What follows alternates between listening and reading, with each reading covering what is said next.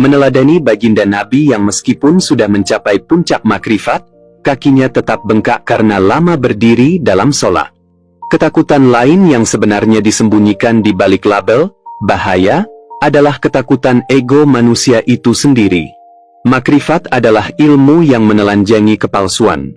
Selama ini, kita bangga dengan gelar kita, harta kita, kecantikan kita, dan amal ibadah kita. Kita merasa bahwa kitalah yang hebat, kitalah yang dermawan, kitalah yang taat. Namun, ketika cahaya makrifat masuk, semua itu akan runtuh.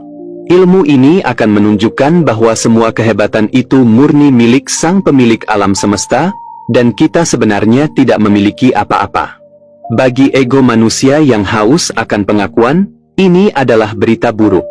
Orang lebih suka mendengar bahwa mereka adalah orang suci, daripada mendengar bahwa mereka sebenarnya bukan siapa-siapa. Ilmu makrifat memaksa kita untuk mati sebelum mati, yaitu mematikan nafsu dan kesombongan sebelum jasad kita dikubur.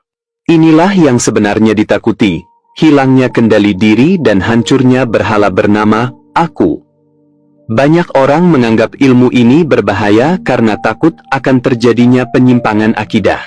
Di masyarakat umum, menjaga stabilitas iman adalah prioritas utama.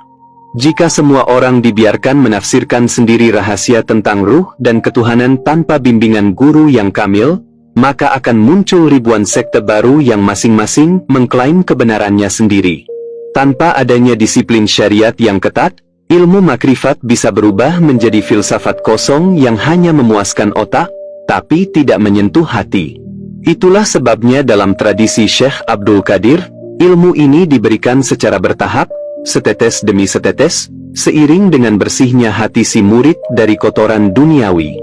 Hanya mereka yang sudah teruji ketulusannya dan sudah kokoh syariatnya yang diizinkan untuk mencicipi manisnya rahasia batin tersebut. Kita juga harus memahami bahwa ada risiko, salah alamat, dalam mengamalkan ilmu ini. Ada orang-orang yang mengejar makrifat bukan karena ingin mencintai sang pemilik alam semesta, melainkan karena ingin mendapatkan kesaktian, ingin bisa melihat hal gaib, atau ingin dipandang sebagai orang keramat. Ini adalah bahaya besar yang nyata. Ilmu makrifat yang sejati justru akan menghilangkan keinginan-keinginan duniawi tersebut. Jika seseorang mempelajari hakikat dengan niat yang kotor, ia justru akan semakin jauh dari kebenaran dan masuk ke dalam kesesatan yang sangat dalam.